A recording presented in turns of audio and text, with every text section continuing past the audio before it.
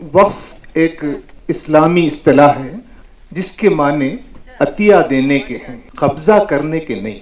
वक्फ का मतलब अपनी जायदाद को, अपनी प्रॉपर्टी को अल्लाह ताला की खुशनुदी के लिए, उसकी खुशी के लिए, उसकी रजा के लिए, उसकी मोहब्बत में उसी से अजर हासिल करने के लिए अल्लाह को हवाले कर देने का नाम। करप्शन, मर्डर, जुल्म, नाइंसाफी, exploitation of women, sexual exploitation, सारा देश एक किस्म की अखलाकी खराबियों में फंस गया।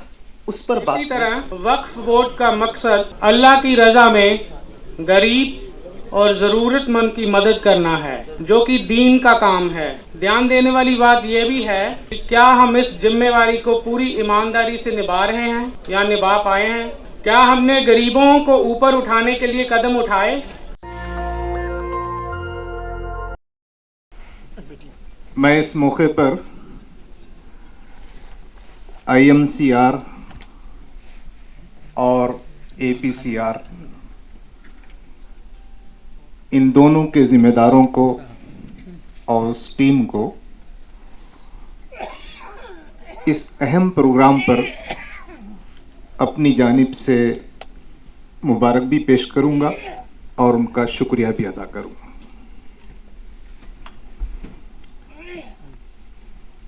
हमारे मुल्क में वक्फ अमेंडमेंट एक्ट 2025 इस पर बातचीत चल रही है और आज का प्रोग्राम भी उसी सिलसिले में है।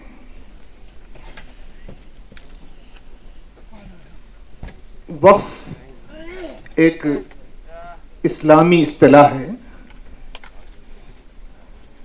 जिसके माने अतिया देने के हैं, कब्जा करने के नहीं। वक्फ का मतलब अपनी जायदाद को, अपनी प्रॉपर्टी को अल्लाह ताला की खुशनुदी के लिए, उसकी खुशी के लिए, उसकी रजा के लिए, उसकी मोहब्बत में उसी से अजर हासिल करने के लिए अल्लाह को हवाले कर देने का नाम है। और इस्लामी तालीमात में सिर्फ अपनी जायदाद को, अपनी प्रॉपर्टी को, जिसका मैं मालिक हूं, उसी को मैं वक्फ कर सकता हूं। ऐसा नहीं हो सकता कि दूसरों की जायदाद मैं वक्फ करूं। यह इस्लाम की तालीम नहीं। उसके लिए जरूरी है कि उसका मुझे मालिक होना पड़े और उसको अल्लाह की खुशनुदी के लिए वक्फ। और जब हम वक्फ कर देते हैं उसका मतलब यह होता है कि अब इसका मालिक मैं नहीं हूं और इसको बेचा नहीं जाएगा, इसकी विरासत में तकसीम नहीं होगी, ये कोई ट्रांसफर नहीं होगा। इसका जो फायदा है, इसका जो नफा है, जो आदमी वक्फ कर रहा है वो बताएगा कि मैं इसलिए वक्फ कर रहा हूं कि इससे गरीबों को फायदा हो, हॉस्पिटल के लिए फायदा हो, मस्जिद को चलाने में मदद मिले, कब्रिस्तान की जरूरतें के लिए जगह फराहम हो, स्कॉलरशिप के लिए हो। ये जो आदमी वक्फ कर रहा है वो बताएगा और उसी के मुताबिक उसको चलाना है। ये इस्लामी तालीमात का हिस्सा है। ये कोई इस्लाम से बाहर, जैसे कि आजकल कहा जा रहा है कि कोई एक सेकुलर अमल है। सेकुलर अमल अगर कह रहे हैं तो उसमें कोई बुराई नहीं है, लेकिन हमारे नजदीक वो इस्लामी तालीमात का हिस्सा है। ये शरीयत का जुज है। हमारे मुल्क में ये जो औकाफ हैं, बहुत से लोग ऐसा समझ रहे हैं कि ये सिर्फ बादशाहों ने, सुल्तानों ने या राजा महाराजा ने दिए हैं। ऐसा वक्फ बहुत कम है। जो कुछ वक्फ है भारत में, वो सौदागर लोगों ने, ताजिर लोगों ने, अमीर लोगों ने, दौलतमंद मुसलमानों ने इसको वक्फ किया है। बादशाहों का वक्फ बहुत कम है। अगर हैं तो आप सबूत से पेश कर सकते हैं।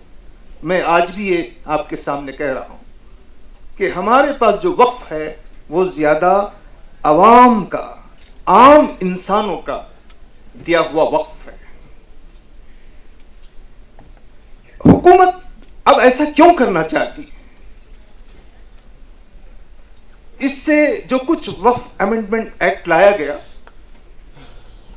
जो कानून बनते रहे, पहला कानून कहते हैं कि 1913 में बना, 1923 में बना, 1954 में बना, 1984 में बना, 1995 में बना, फिर 2013 में उसमें तब्दीलियां हुई।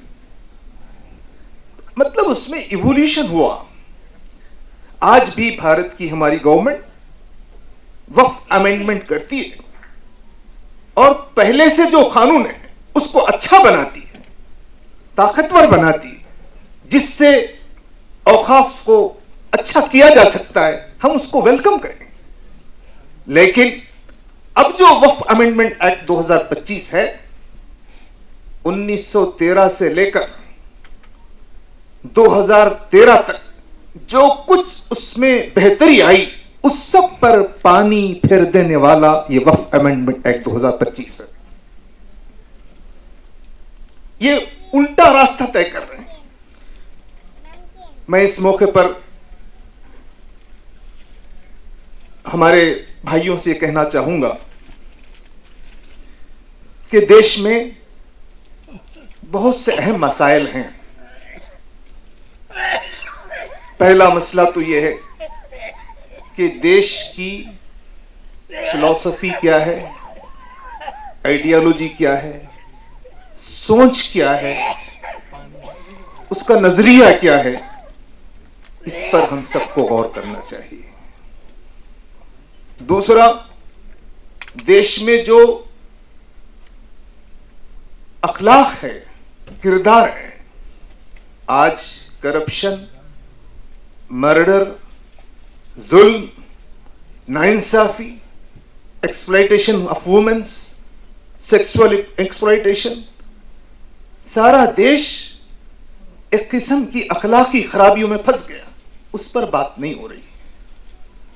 देश में जो गुर्बत, जो इकोनॉमिकल कंडीशंस हैं, हमारे वजीर आजम ने जो थोड़े दिनों पहले लोकसभा इलेक्शन हुए उसमें कहा कि हमने 80 करोड़ लोगों को लाभार्थी फायदा पहुंचाया, उनको डेली बेसिस पर पब्लिक डिस्ट्रीब्यूशन सिस्टम से उन्हें राशन दिया है। मतलब यह कि आज भी देश में 80 करोड़ लोग मोहताजी की जिंदगी गुजार रहे हैं।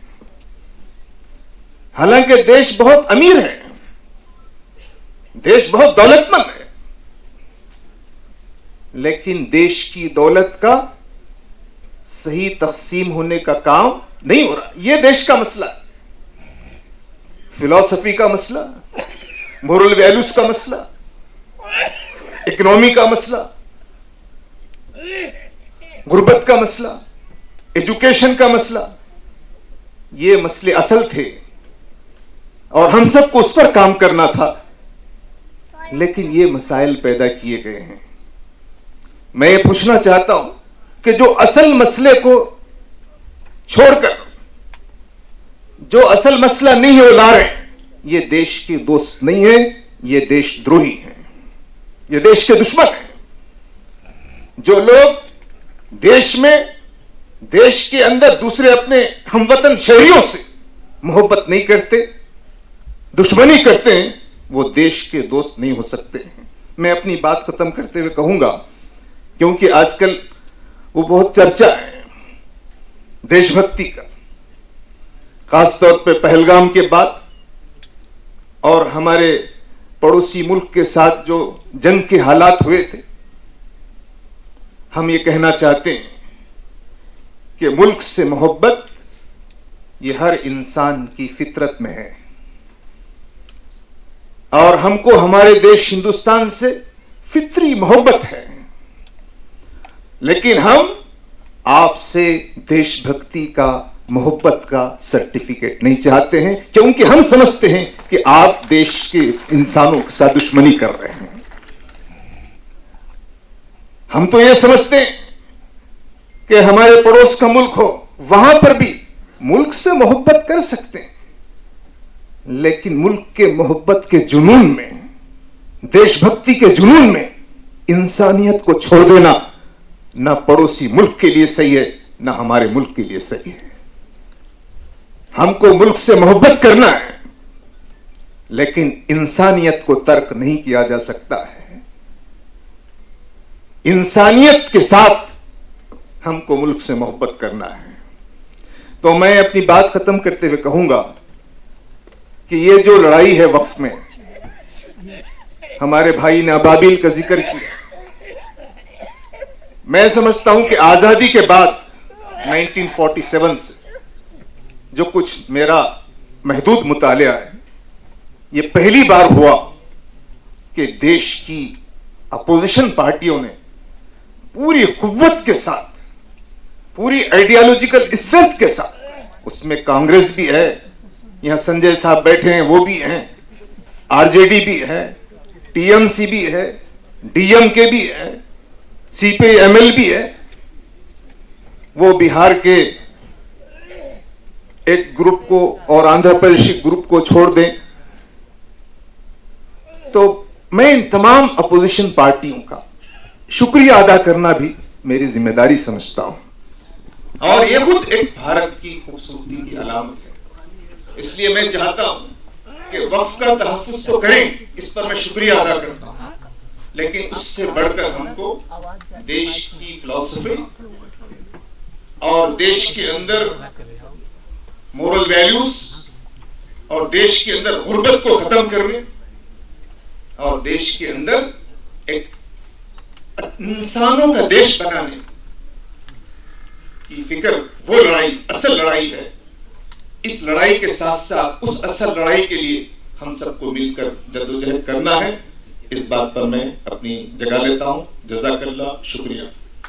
पहली है दीन की और दूसरी है दुनी की। दीन परमार्थ है और दुनी स्वार्थ है। इन दोनों का आपस में 180 डिग्री का फर्क है। परमार्थ अगर दाईं तरफ चलता है तो स्वार्थ बाएं तरफ चलना शुरू कर देता है। स्वार्थ हर हाल में चाहता है कि उसके हुक्म की तामील हो, केवल उसी का राज हो। परमार्थी अल्लाह को राजा मानता है और उसकी रजा में चलता है।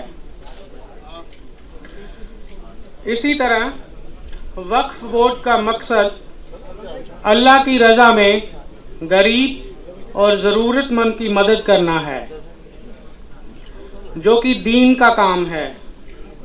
ध्यान देने वाली बात यह भी है कि क्या हम इस जिम्मेवारी को पूरी ईमानदारी से निभा रहे हैं या निभा पाए हैं? क्या हमने गरीबों को ऊपर उठाने के लिए कदम उठाए? अगर आज ये जो कुछ हो रहा है, क्या अल्लाह हमें कुछ बताना चाहता है? धर्म के शिष्य होने के नाते हम इसको इस नज़रिए से देखते हैं कि अगर हम ईमान में पूरे हो जाएं, वक्फ की संपत्ति को ईमानदारी के साथ गरीबों और ज़रूरतमंदों की मदद के लिए इस्तेमाल करें, तो उस परवरदिगार की अपार रहमत हमें मिल जाएगी। और जिस काम के लिए वक्फ बोर्ड बनाया गया था, वह मकसद भी हर हाल में पूरा होगा। जो भी होता है अल्लाह के हुक्म के बिना नहीं होता। अल्लाह कभी किसी को दुख नहीं देता है, और अगर अल्लाह हमें दुख दे रहा है तो इसका अर्थ हमारे लिए ये है कि ये हमारे लिए दवा है। हम आज यहाँ इकट्ठे हो रहे हैं, वो हमें एक करना चाहता है, जैसे कि एकता में ही सुख है। बाकी जो ये दुनिया के राजा हैं, ये दुनिया नहीं चला रहे हैं, ये तो आते जाते रहेंगे और आते जाते रहे हैं। तो इतना कहते ही मैं समाप्त।